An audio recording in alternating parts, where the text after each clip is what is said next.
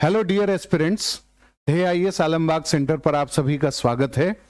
UP PCS paper 2 यानी IR और foreign policy से रिलेटेड जो एक्सपेक्टेड क्वेश्चंस हो सकते हैं, संभावित सवाल हो सकते हैं, उसकी सीरीज पर हम लोग चर्चा कर रहे हैं। एक श्रृंखला चल रही है जिसमें हम संभावित प्रश्न आपको बताते हैं, उसका उत्तर बताते हैं, फ्रेमवर्क सब बताते हैं। तो उसी कड़ी में एक महत्वपूर्ण सवाल जो इस साल बन सकता है उस पर चर्चा करते हैं।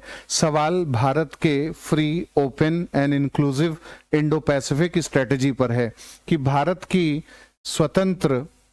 स्वतंत्र मुक्त समावेशी हिंद प्रशांत रणनीति क्या है, इसके उद्देश्य क्या हैं, और इसके मार्ग में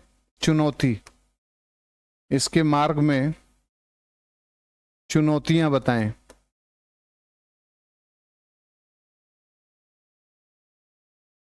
दो 200 शब्द में बताना है। फिर से सवाल देखिए, भारत की स्वतंत्र, मुक्त और समावेशी free, open and inclusive Indo Pacific strategy क्या है, इसके ऑब्जेक्टिव्स बताने हैं और इसके चुनौतियां कौन कौन से इसके मार्ग में हैं उसकी चर्चा करनी है। तो सबसे पहले देखते हैं कि भारत का ये रणनीति क्या है।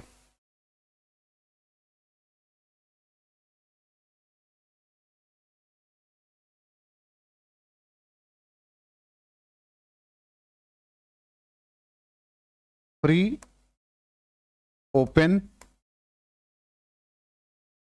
Inclusive Indo Pacific strategy. आप अपने इंट्रो में बता सकते हैं कि यह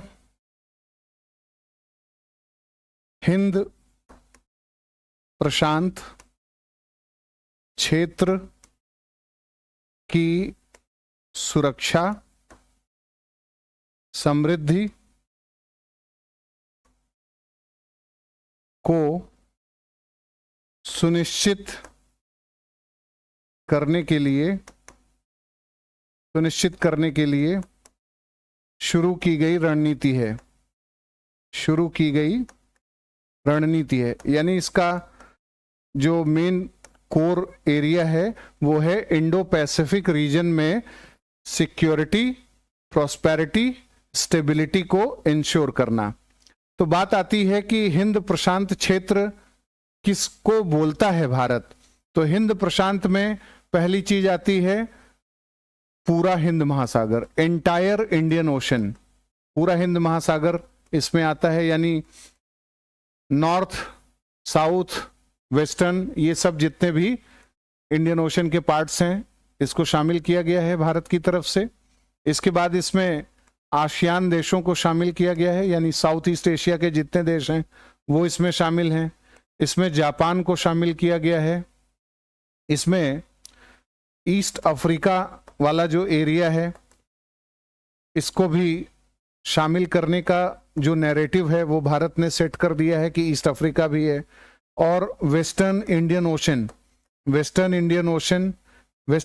ओशन का मतलब है यहाँ पर कि मॉरिशस हो गया, सेशल्स हो गया, कोमोरोस द्वीप हो गया, रीयूनियन आइलैंड हो गया, या मार्टिनिक हो गया, मोजाम्बिक हो गया, मेडागास्कर, ये सब जो इलाके हैं ये वेस्टर्न इंडियन ओशन वाले हैं। इसको भी भारत ने कहा है कि ये इसमें हमारे इस विजन में शामिल रहेगा। और इसके साथ साथ सबसे इंपॉर्टेंट चीज है साउथ वेस्टर्न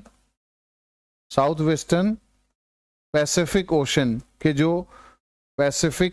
के जो आइलैंड कंट्रीज हैं, यानी जैसे किरिबाती, फिजी, वनवातु, माइक्रोनेशिया, सोलोमन द्वीप, मार्शल आइलैंड, इस तरीके के जो देश हैं ये सब हमारे इंडो पैसिफिक रीजन में के कॉन्सेप्ट में आते हैं। 2018 में Narendra Modi Indian prime minister जब सिंगापुर में सांगरीला डायलॉग में भाग लेने गए थे, सांगरीला सांगरीला डायलॉग में भाग लेने गए थे। वहां उन्होंने इंडो पैसिफिक स्ट्रेटजी की बात की थी, और इंडो पैसिफिक स्ट्रेटजी में भारत जो है फ्री, ओपन और इंक्लूसिव, ये 3 शब्द इसलिए कहता है कि भारत इसमें 3-4 चीजों पर बल देता है। हमें हिंद प्रशांत क्षेत्र में क्या चाहिए? पहला, फ्रीडम ऑफ नेविगेशन, हर देश की नौगमन की स्वतंत्रता हो, यानी इस एरिया में किसी एक देश का कोई प्राधान्य न हो, बल्कि हर देश का जहाज सुचारू रूप से इसमें जाए और मैरीटाइम ट्रेड का लाभ सबको मिले। दूसरा है कि जो अति महत्वपूर्ण समुद्री व्यापारिक मार्ग हैं इस क्षेत्र में, यानी critical sea lanes of communications, उनको प्रोटेक्ट किया जाए। तीसरी बात है कि इस एरिया में मैरीटाइम जो सॉवरेनिटी है नेशंस का, यानी समुद्री संप्रभुता, उसको इनक्रोच न किया जाए, उसका उल्लंघन न किया जाए।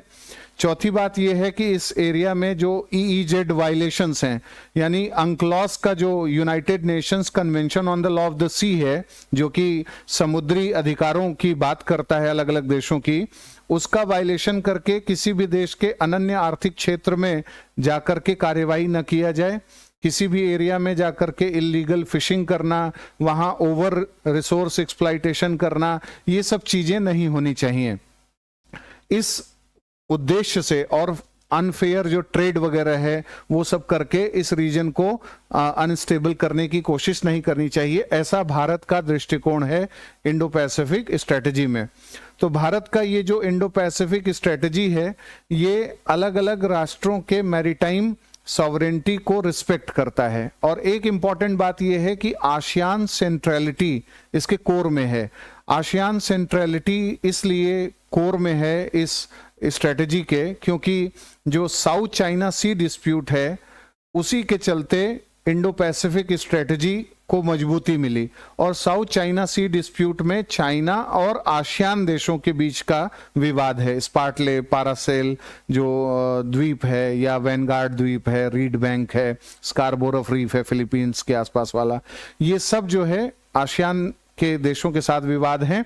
इसलिए ये जो पूरा इंडो पैसिफिक स्ट्रेटजी इंडिया की, वो आसियान सेंट्रलिटी बेस्ड है।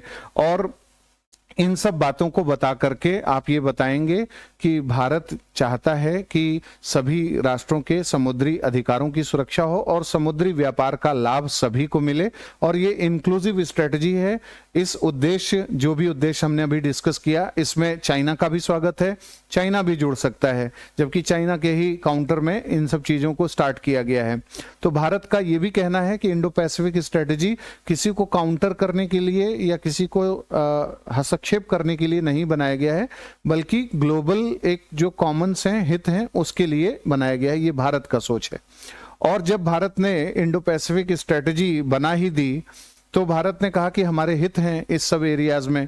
तो भारत ने उन हितों को, यानी ट्रेड इंटरेस्ट हैं इंडियन ओशन में, हमारे ब्लू इकोनॉमी के इंटरेस्ट हैं, हमारे डिजास्टर मैनेजमेंट से रिलेटेड इंटरेस्ट्स हैं, और फिशिंग से, सस्टेनेबल फिशरीज। तो भारत ने इसलिए जो है इन सब एरियाज में सागर विजन, महासागर vision, necklace of diamond strategy, ये सब चीज़ों को शुरू किया। और इंडो पैसिफिक जो ओशन इनिशिएटिव है उसको भी आगे बढ़ाया। हमने एक्सटेंडेड नेबरहुड कॉन्सेप्ट दिया, और मॉरिशस, पूरे इंटायर इंडियन ओशन को हमने अपना एक्सटेंडेड नेबरहुड डिक्लेयर किया। ये सब काम हमने किया है। तो आप बता सकते हैं कि कौन से वो मैकेनिज्म्स हैं जो हमारे इंडो पैसिफिक स्ट्रेटजी को मजबूती देते हैं। तो उसमें सबसे पहले क्वाड है, क्वाड के माध्यम से मजबूती मिलती है। इसके साथ साथ जो है IPEF यानी इंडो पैसिफिक इकोनॉमिक फ्रेमवर्क के माध्यम से, आसियान के माध्यम से, आसियान रीजनल फोरम के माध्यम से, ASEAN+3 के माध्यम से, ईस्ट एशिया समिट के माध्यम से, ईस्ट एशिया समिट, भारत का जो एक्ट ईस्ट पॉलिसी है वो भी इसको सपोर्ट करता है, इंडो पैसिफिक स्ट्रेटजी को। तो इस तरीके से ये हमारे ऐसे मैकेनिज्म्स हैं जो इंडो पैसिफिक को स्ट्रांग करते हैं। अब बात आती है कि इंडो पैसिफिक स्ट्रेटजी के मार्ग में चुनौतियां क्या हैं। अब जैसे क्वाड है, क्वाड इस चीज़ को आगे लेकर के चलेगा, लेकिन क्वाड के जो मेंबर्स हैं उनके बीच में मतभेद का उभरना, खासकर इंडिया और US के बीच में जिस तरीके के टैरिफ वॉर और ये सब चीज़ें चल रही हैं, उससे इस पर असर पड़ सकता है। क्वाड का जो उद्देश्य है वो किस तरीके से डाइवर्ट हो सकता है, क्योंकि यूएस और चाइना का ट्रेड वॉर है और यूएस चाइना ट्रेड वॉर में अमेरिका चाइना के प्रति कितना ज़्यादा आक्रामक होगा ये भी देखना बाकी है। इंडिया भी कितना आक्रामक होगा, इतना बड़ा ट्रेड डेफिसिट है उसका, 116 बिलियन डॉलर का चीन के साथ व्यापार में। तो ये सब चीज़ों का जो मतलब जो इकोनॉमिक रियलिटीज़ हैं उसको देख करके थोड़ा सा इंडो पैसिफिक के मार्ग में चुनौतियां देखी जा सकती हैं। इसके अलावा इंडो पैसिफिक के मार्ग में चुनौतियां ये हैं कि जो सी पायरेसी से रिलेटेड चीज़ें हैं या चाइना का अलग अलग देशों के साथ इंडियन ओशन में, खासकर जिबूती में, मोजाम्बिक में, तंजानिया में, इन सब देशों में जो कनेक्शंस उसको वो बढ़ा रहा है, नेवल बेसिस खोलने की कोशिश कर रहा है, इन सब चीज़ों से भी प्रभावित हो सकता है भारत का इंडो पैसिफिक स्ट्रेटेजी। तो कुल मिलाकर के ऐसे चुनौतियों को आप इसमें बता सकते हैं और इसके साथ इसका समापन कर सकते हैं। तो अगले किसी क्वेश्चन में फिर मिलेंगे। नमस्कार।